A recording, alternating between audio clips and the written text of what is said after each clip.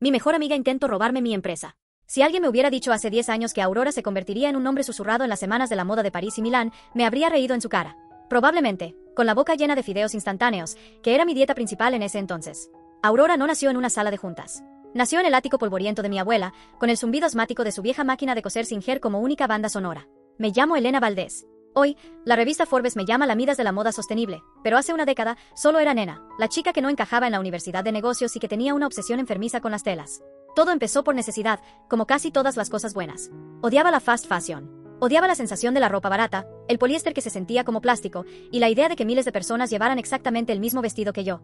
Quería ropa que se sintiera como una segunda piel, no como un disfraz. Y como no podía pagarla, decidí hacerla. Mi abuela me había enseñado a coser antes de que aprendiera a leer bien. Su ático era un cementerio de tesoros, rollos de seda olvidados de los años 70, encajes que había traído de un viaje a Bélgica, botones de nácar en latas de galletas. Mi primer lanzamiento fue una colección de 5 blusas hechas con esas sedas reutilizadas. Las subí a una de esas plataformas de artesanía en línea, más por desesperación que por estrategia. Se vendieron en una hora. Las primeras semanas fueron un borrón de cafeína, hilos y el olor a plancha caliente. Dormía en un catre junto a la Singer. Mis manos estaban perpetuamente pinchadas por las agujas. Cada pedido era un triunfo que celebraba bailando sola entre los maniquíes desvencijados. Aurora, lo llamé, por la diosa del amanecer. Era el comienzo de algo nuevo. ¿Y por qué? Literalmente, trabajaba hasta que veía el amanecer por la pequeña ventana del tragaluz. El negocio creció más rápido de lo que mis 2 manos podían manejar. Los pedidos pasaron de 5 a 50, y luego a 500. El ático se convirtió en un taller improvisado con 3 costureras que había contratado y a las que pagaba con el dinero que apenas entraba. El suelo crujía bajo el peso de los rollos de tela. Fue entonces cuando entró Sofía. Sofía era mi mejor amiga desde la infancia. Éramos el yin y el yang. Yo era el caos creativo. Ella era el orden y la lógica. Yo veía patrones en las nubes. Ella veía patrones en las hojas de cálculo. Mientras yo me ahogaba en facturas y logística, ella estaba escalando la escalera corporativa en una firma de consultoría, con sus trajes hasta impecables y su sueldo de 6 cifras. Una noche, la llamé llorando. Sophie, no puedo, le dije, con el teléfono pegado a la oreja mientras intentaba desenredar un hilo de la máquina. Me equivoqué en una orden de aduana. Hay 3.000 metros de algodón orgánico detenidos en el puerto y no sé cómo sacarlos. Voy a quebrar. Sofía apareció en el ático una hora después. Eran las 10 de la noche de un martes. Todavía llevaba puesto su traje caro, pero se arremangó la blusa de seda sin dudarlo. A ver, Elena, dijo, con esa voz tranquila que siempre lograba calmar mi pánico. Deja de llorar sobre la tela. Dame las facturas. Todas. Se quedó hasta las 4 de la mañana. Con una serie de llamadas telefónicas y correos electrónicos que sonaban a un idioma arcano para mí, hablaba de aranceles, brokers de importación y optimización de la cadena de suministro. Resolvió el problema. 2 semanas después, renunció a su trabajo. Apareció en el ático con 2 cafés y una caja de donas. ¿Estás loca?, le dije, limpiándome el sudor de la frente. Tú eres la loca, respondió, sentándose en un taburete. Tienes un producto increíble, una marca con historia y 0 estructura de negocio.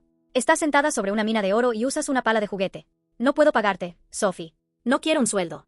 Quiero un porcentaje. Ese día, Aurora dejó de ser mi proyecto apasionado y se convirtió en nuestro negocio. Yo sería la directora creativa, el alma.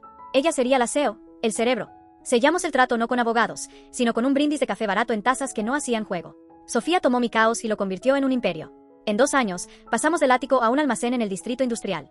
En 5, teníamos oficinas en Nueva York y un desfile propio en Londres. Ella manejaba a los inversores con una frialdad que yo admiraba, negociaba contratos que nos hacían millones mientras yo me preocupaba por el tono exacto de azul para la colección de primavera. Éramos Elena y Sofía, las chicas de Aurora, imparables. O eso creía yo. Nunca, ni en mis peores pesadillas, imaginé que el cerebro que había salvado mi compañía sería el mismo que intentaría arrancármela de las manos. La amistad, resulta, es un activo mucho más volátil que las acciones en la bolsa. Los primeros años de nuestra sociedad fueron como una película en montaje rápido. Pasamos de ser 2 chicas en un ático a dirigir una empresa que marcaba tendencia. Sofía no solo puso orden en mi caos, construyó una catedral a partir de él. Mientras yo vivía entre bocetos, muestras de tela y paletas de colores, Sofía vivía entre proyecciones financieras, reuniones de capital de riesgo y contratos legales. Ella era la arquitecta de nuestro crecimiento. Fue idea suya buscar inversores externos, una idea que al principio me aterrorizó. ¿Inversores?, le dije, arrugando la nariz. ¿Hombres en traje que me dirán qué diseñar? No, gracias. Aurora es auténtica. Sofía me tomó de las manos por encima de una mesa cubierta de patrones de muselina. Su mirada era firme, pero tranquilizadora. Elena, escucha. Tu creatividad es el motor de este coche, pero necesitamos gasolina para que corra. Los inversores son la gasolina. Yo seré tu escudo. No dejaré que nadie toque tu proceso. Nadie. Pero para proteger tu arte, necesito construir un castillo. Y los castillos se construyen con dinero y poder, no solo con algodón orgánico. Confié en ella. Ciegamente. Sofía preparó una presentación que era una obra de arte en sí misma. Tradujo mi lenguaje de sentimientos, mis historias sobre la artesanía, la sostenibilidad y la conexión emocional con la ropa, a su idioma, potencial de mercado, escalabilidad vertical y captura de nicho demográfico. Consiguió nuestra primera ronda de financiación de 7 cifras en menos de un mes. Con ese dinero, Aurora explotó. Contratamos a los mejores. Nuestro equipo de marketing era agresivo, nuestro equipo de operaciones, impecable. Y yo tenía un laboratorio de diseño completo, un equipo de patronistas y acceso a las mejores telas sostenibles del mundo. Sofía había cumplido su palabra. Me construyó un santuario creativo. Yo era la cara pública, la visionaria. Ella era la CEO, la estratega en la sombra. En público, éramos inseparables. En las entrevistas, yo hablaba de la inspiración y ella de la estrategia. Completábamos las frases de la otra. Elena es el corazón, yo soy la cabeza, solía decir ella, sonriendo a las cámaras. Y funcionó. Aurora se convirtió en la marca favorita de las celebridades que querían parecer conscientes. Nuestras prendas aparecían en portadas de revistas, no porque pagáramos por publicidad, sino porque la gente quería usarlas.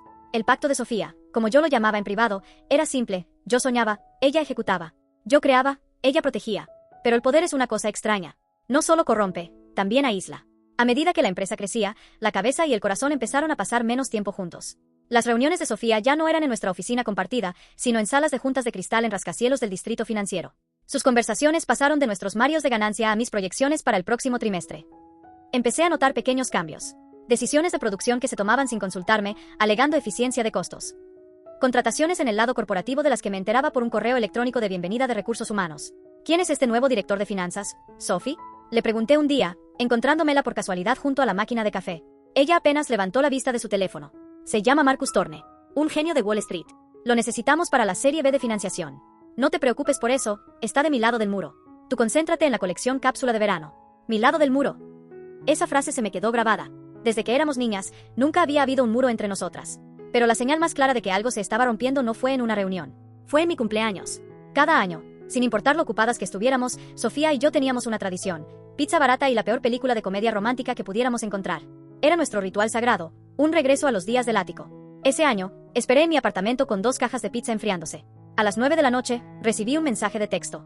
Elena, imposible salir de la oficina. Una crisis con los inversores de Singapur. Feliz cumple.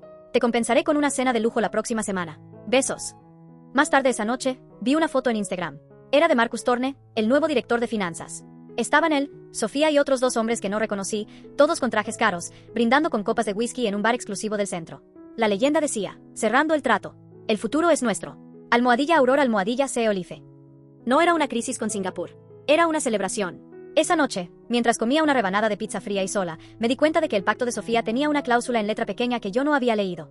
Decía que el castillo que ella estaba construyendo era para proteger la empresa, no necesariamente para protegerme a mí. El éxito es un veneno de acción lenta. Sabe dulce al principio, pero te adormece los sentidos. Te hace creer que eres invencible, que las reglas normales de la gravedad y de la lealtad ya no aplican para ti.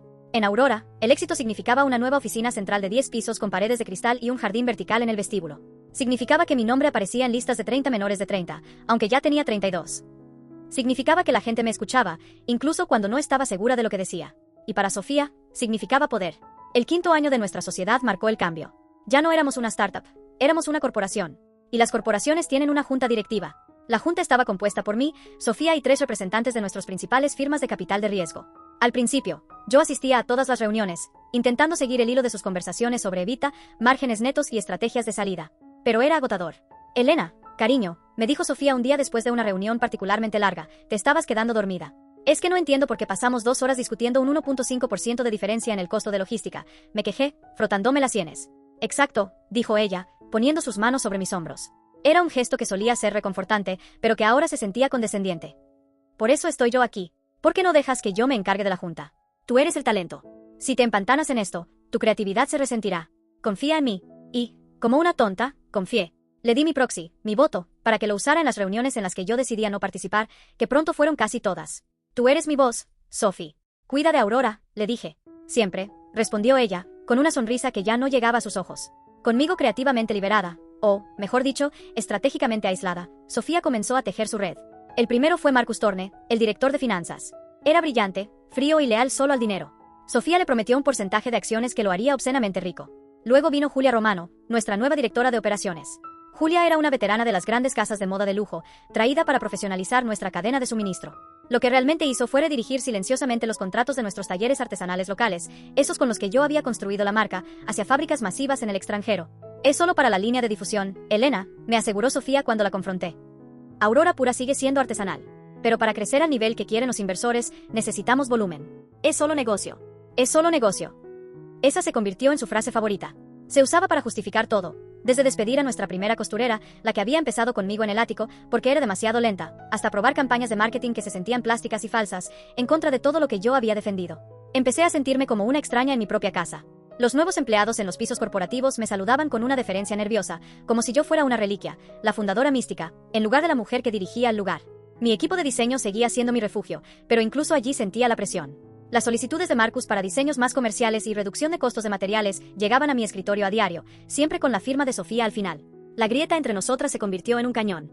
Yo organizaba un desfile basado en tintes naturales y telas recicladas. Ella anunciaba una colaboración con una cadena de tiendas de descuento. Yo hablaba con la prensa sobre sostenibilidad. Ella hablaba con The Wall Street Journal sobre una posible salida a bolsa. La tensión era palpable. Las pocas veces que discutíamos, sus respuestas eran cortantes y ensayadas. Elena, estás siendo demasiado emocional. Me dijo una tarde en su oficina, que ahora ocupaba la esquina más grande del piso superior. Dirigir una empresa de $100 millones no es un proyecto de arte. Es una máquina. Y mi trabajo es mantenerla engrasada. ¿Y qué soy yo en esta máquina, Sofía? ¿Una pieza reemplazable? Se reclinó en su silla de cuero de diseñador, juntando las yemas de los dedos. Su mirada era calculadora, fría. Era la misma mirada que usaba con los inversores. Tú eres la marca, Elena. Y la marca es nuestro mayor activo, dijo lentamente. Pero los activos deben ser gestionados. Esa fue la primera vez que sentí miedo. No miedo a fracasar. Miedo a ella. Me di cuenta de que Aurora, la empresa, se había vuelto más importante para Sofía que nuestra amistad, más importante que la visión original y, lo más aterrador de todo, más importante que yo. Yo había creado un amanecer, pero Sofía estaba planeando un eclipse. Y yo estaba parada justo en el centro de la sombra, sin saber que la oscuridad estaba a punto de volverse total. Aquí tienes los siguientes 3 capítulos de la historia de Elena, que cubren el descubrimiento de la traición y el comienzo de su plan. La paranoia es un goteo lento. Empieza en el fondo de tu mente, un quizás susurrado. Quizás se olvidó de mi cumpleaños de verdad. Quizás la línea de difusión es necesaria. Quizás solo estoy cansada. Pero la verdad no es un goteo. Es un maremoto.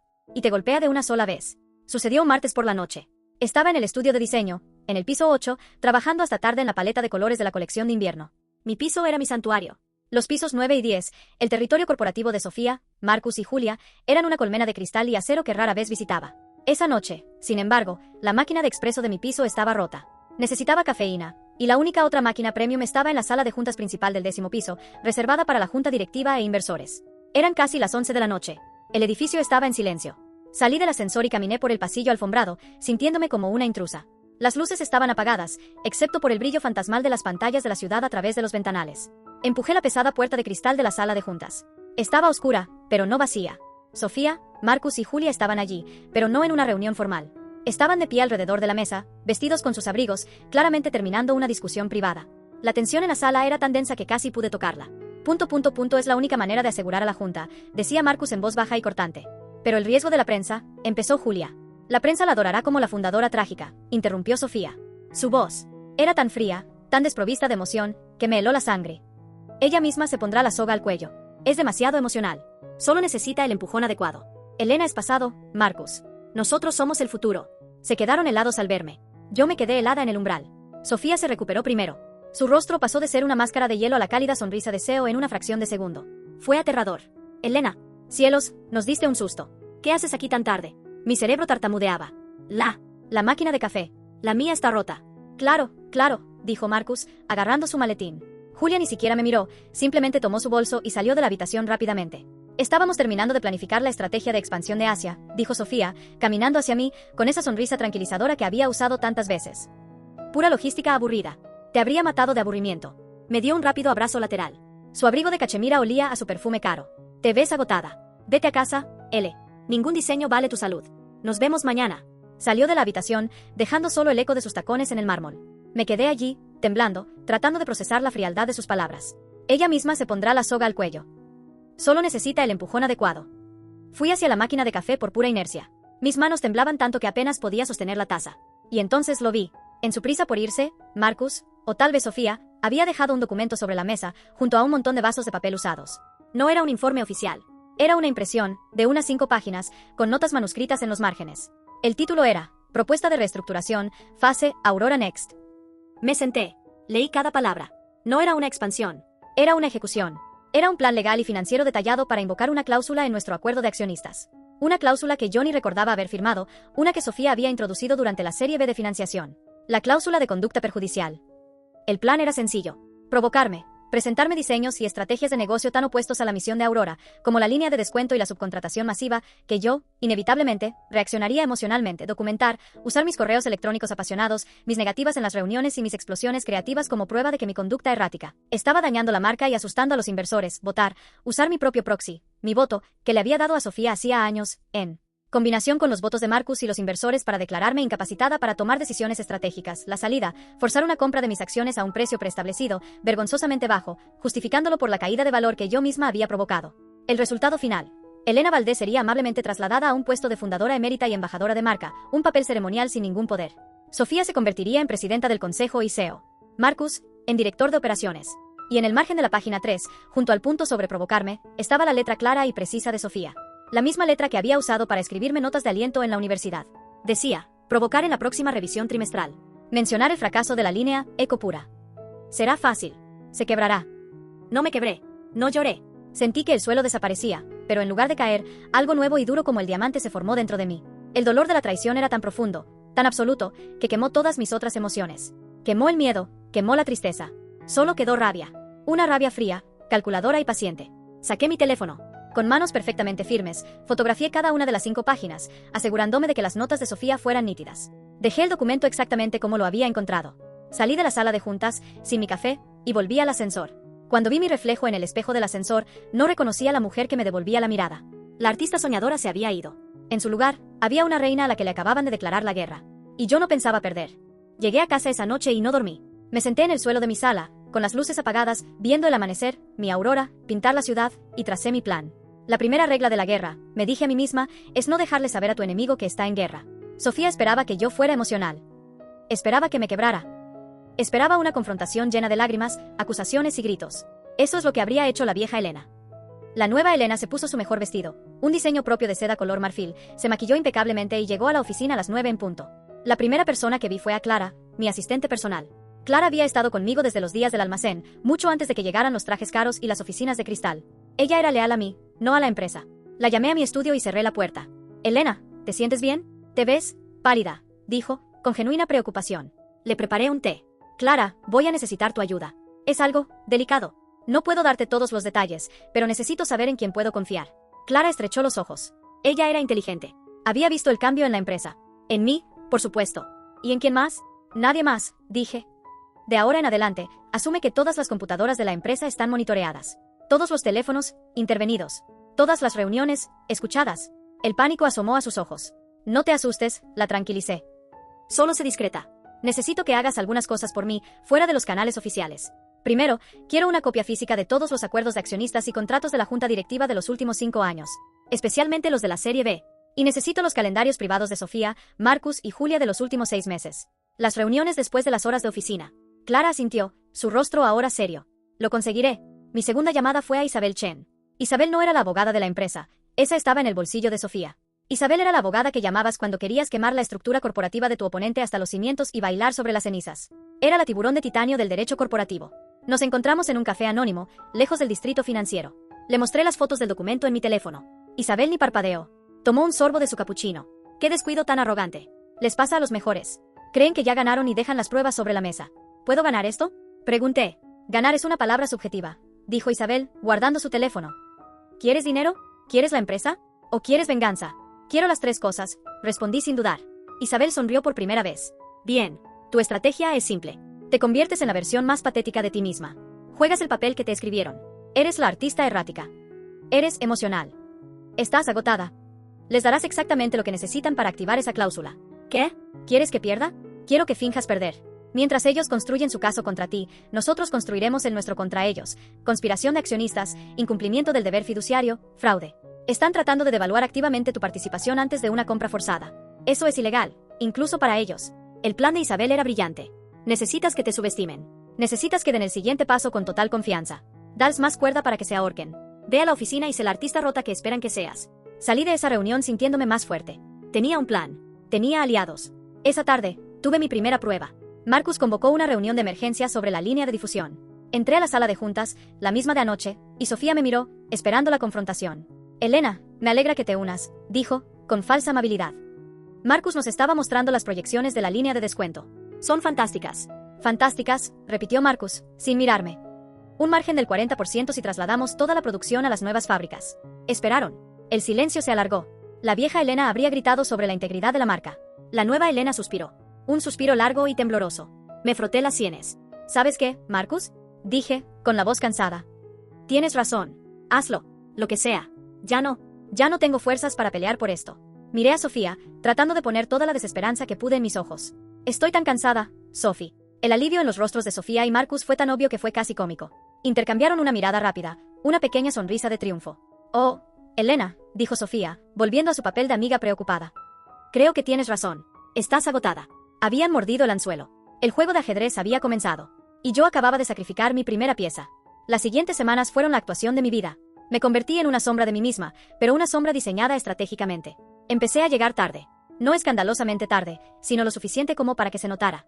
30 minutos aquí, 1 hora allá. Cuando llegaba, mi apariencia, usualmente impecable, era deliberadamente descuidada.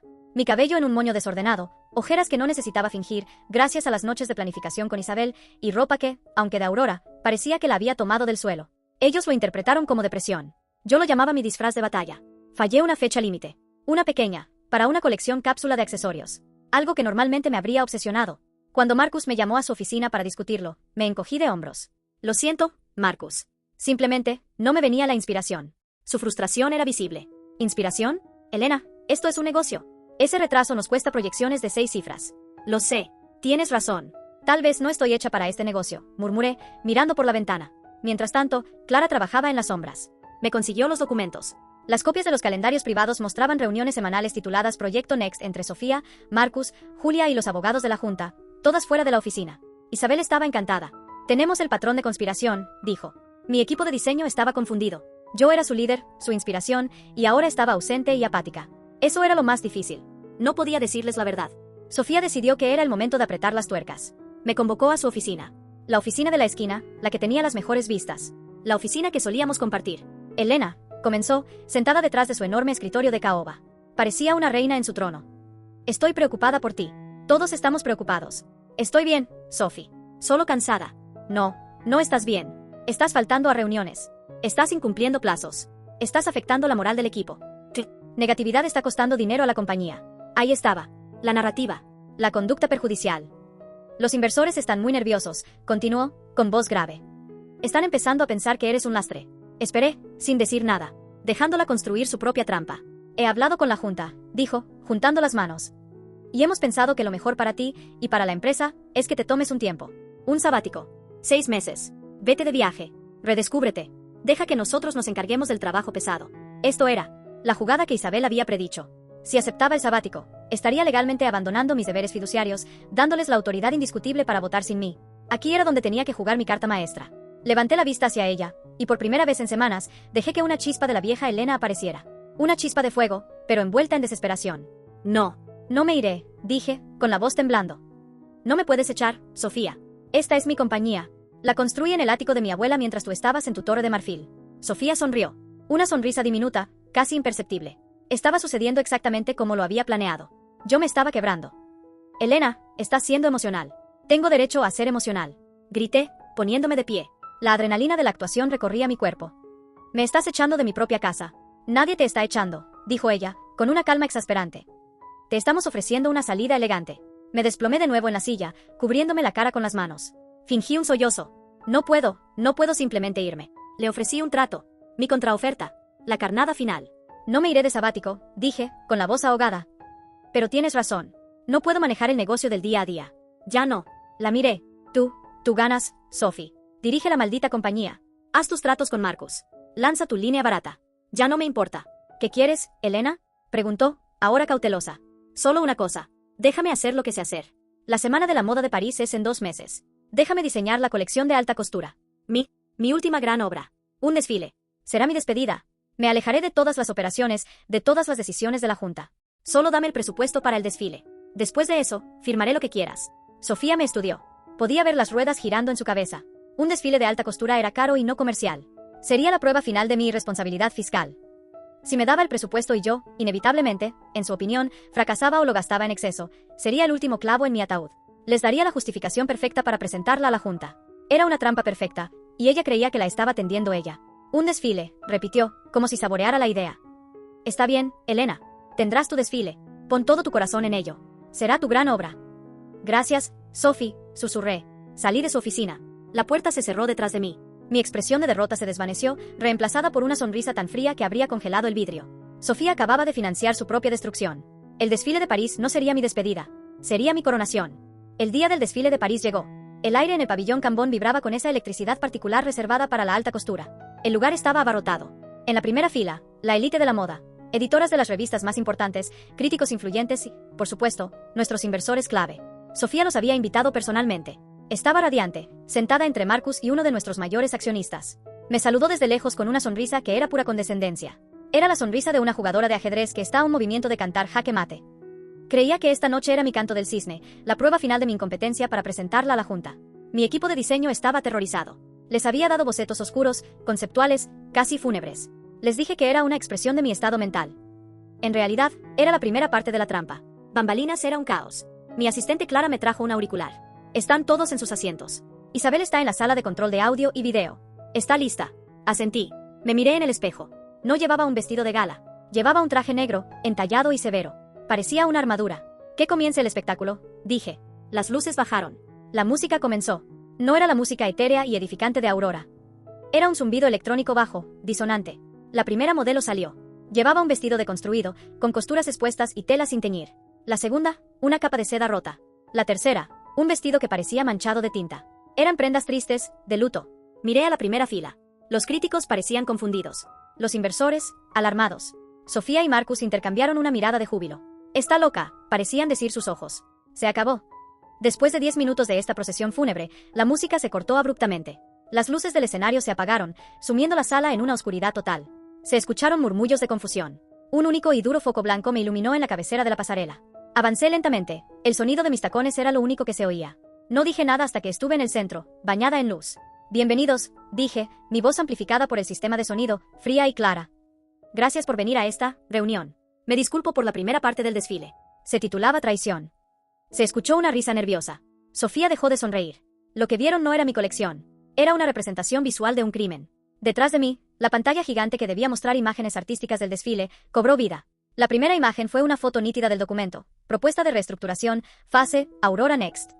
Durante los últimos 6 meses, continué, caminando por la pasarela como una fiscal, la directora general de Aurora, Sofía Herrera, y el director financiero, Marcus Torne, han estado ejecutando un plan para devaluar mis acciones y tomar el control de la compañía mediante fraude. El silencio en la sala era absoluto. Llamaron a esto gestionar un activo. Yo lo llamo conspiración. La siguiente diapositiva apareció. Era un primer plano de la nota manuscrita de Sofía. Será fácil. Se quebrará. Sofía se puso de pie de un salto. Esto es ridículo. Elena, estás delirando. Seguridad. Por favor, siéntese, señorita Herrera. La voz de Isabel Chen resonó desde los altavoces. Las autoridades están en la puerta y agradecerían su cooperación al final de esta presentación. La cara de Sofía se volvió ceniza. La pantalla cambió. Ahora mostraba extractos bancarios. Flujos de dinero. Mientras me acusaban de conducta errática, expliqué, el señor Torne y la directora de operaciones, Julia Romano, desviaban capital de la empresa. Crearon empresas fantasma bajo el pretexto de nuevas fábricas en el extranjero. Fábricas de las que, casualmente, ellos eran propietarios parciales. Estaban robando a los mismos inversores que están sentados en esta sala. Los inversores se giraron para mirar a Marcus, cuya cara sudaba profusamente bajo las luces. Me dieron el presupuesto para este desfile esperando que fuera mi último fracaso. Mi última gran obra de irresponsabilidad fiscal. Pero se equivocaron. No usé ese presupuesto para la colección de luto que acaban de ver. Esas prendas se hicieron con retazos de nuestro taller. Miré directamente a Sofía. Su fachada de CEO se había roto. Parecía pequeña y atrapada. Usé el presupuesto para contratar a la mejor firma de auditoría forense de Europa. La misma firma que rastreó sus cuentas en el extranjero, Marcus. La pantalla mostró los números finales. El monto exacto que habían robado. Este no era un desfile de moda, concluí, deteniéndome al final de la pasarela. Era una junta de inversores. La junta de inversores más importante en la historia de Aurora. Me giré hacia el panel de inversores de la primera fila. Se convoca una votación de emergencia de la junta directiva. Ahora, aquí, para la destitución inmediata con causa de Sofía Herrera, Marcus Torne y Julia Romano, y para la presentación de cargos criminales por fraude y conspiración. ¿Todos a favor? Antes de que nadie pudiera levantar la mano, el inversor principal, un hombre que rara vez hablaba, se puso de pie y me miró. A favor, dijo, con voz estruendosa. Uno por uno, los demás miembros de la junta se pusieron de pie. A favor. A favor. El sonido de los flashes de las cámaras era ensordecedor. Sofía se desplomó en su silla, derrotada. Marcus ya estaba siendo discretamente flanqueado por 2 hombres altos de seguridad. La música volvió a sonar, pero esta vez era diferente. Era triunfante. Las luces se encendieron, brillantes y cálidas. Gracias por su tiempo, dije al micrófono. Y ahora, por favor, disfruten de la verdadera colección de Aurora. Se llama Renacimiento. Las modelos comenzaron a salir, esta vez con los diseños más espectaculares que jamás había creado. Colores vibrantes, siluetas fuertes, una celebración de la vida. No era mi despedida, era mi resurrección. La reunión en el backstage fue corta y brutal. Con Isabel Chen a mi lado presentando los legajos de pruebas irrefutables, no hubo defensa posible. Los abogados de Sofía y Marcus les aconsejaron permanecer en silencio. La votación fue una formalidad. Fueron despedidos. Sus acciones, adquiridas mediante fraude, fueron congeladas. Cuando los inversores se fueron para hablar con la policía, me quedé sola en la sala con Sofía. La seguridad esperaba junto a la puerta. Se había quitado los tacones. Se veía como la chica que recordaba de la universidad, antes de los trajes caros y la ambición que la había devorado. ¿Por qué, Elena? Susurró. No era una pregunta sobre mi venganza. Era una pregunta sobre por qué no me había dejado destruir. Me senté frente a ella. Por un segundo, casi sentí lástima. Esa es mi pregunta para ti, Sophie. Te di la mitad de mi vida. Te di la mitad de mi compañía. Era nuestra. Y no fue suficiente. Tú no lo entiendes, dijo, con un destello de su antigua arrogancia. Tú eres el talento. Yo soy el cerebro. Yo construí esto. Tú solo dibujabas vestidos. Merecía tener el control. No. Tú gestionabas lo que yo creaba, le respondí, mi voz sin emoción. Te ofrecí ser mi socia, pero tú querías ser mi dueña. Y cuando no pudiste, decidiste matarme. Se rió, una risa seca y rota. ¿Y qué eres tú ahora, Elena? ¿Eres mejor que yo? Te convertiste en esto.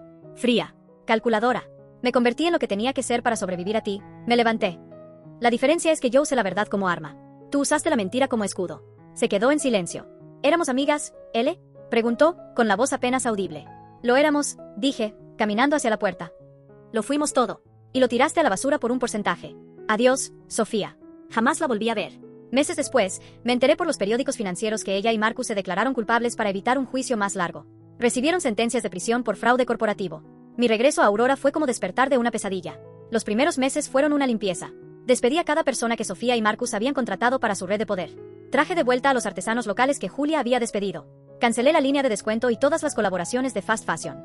Clara se convirtió en mi nueva directora de operaciones. Era leal, inteligente y entendía el alma de la empresa. Recuperé el control total de mi compañía. La junta directiva, avergonzada por haber sido engañada tan fácilmente, me otorgó el control mayoritario y el puesto de presidenta y CEO. Hoy, la oficina de la esquina, la que Sofía había ocupado, es mía. Pero no es como ella la tenía. Deseché su escritorio de caoba y puse mi enorme mesa de dibujo en el centro. Las paredes de cristal ya no me parecen una jaula, son ventanas a la ciudad que he conquistado. En una esquina, junto al ventanal que mira al este, tengo un objeto que sorprende a los banqueros de inversión. Es la vieja máquina de coser Singer de mi abuela, traída desde el ático polvoriento. Dirijo a Aurora con la misma pasión creativa que tenía cuando cortaba seda en el suelo de mi abuela, pero ahora también con la astucia estratégica de una reina que ha defendido su trono. Sofía tenía razón en una cosa. Yo era el corazón. Pero se equivocó al pensar que no podía ser también la cabeza. Me obligó a convertirme en ambas cosas. Y mientras mi imperio renace de las cenizas de su traición, me doy cuenta de que, de la manera más retorcida posible, le debo mi fuerza. Tomé mi cuaderno de bocetos, el sol de la mañana, mi Aurora, inundando la página, y comencé a diseñar.